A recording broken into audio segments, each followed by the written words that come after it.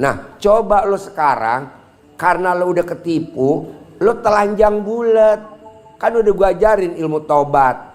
Lo minta ampun sama Allah telanjang bulat. Abis mandi lo telanjang bulat. Ampuni saya Allah, ampuni saya. Saya ketipu bukan masalah, tapi ini anugerah. Hikmahnya dengan anugerah saya ketipu, saya jadi makin dekat sama Allah. Saya jadi rajin bangun jam 00, rajin senyum, rajin mandi pagi, rajin tahajud, rajin baca Quran 12 juz. Kalau aja saya nggak ketipu, mungkin saya nggak bangun jam 00, nggak senyum, nggak mandi, nggak tahajud, nggak baca Quran 12 juz.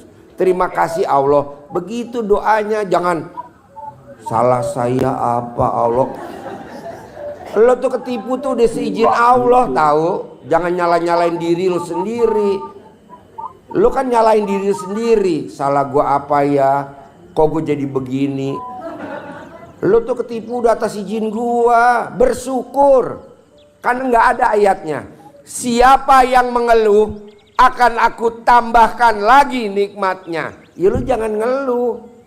Siapa yang mikir akan aku tambahkan lagi nikmatnya. Nggak ada. Ngapain lo mikir? Siapa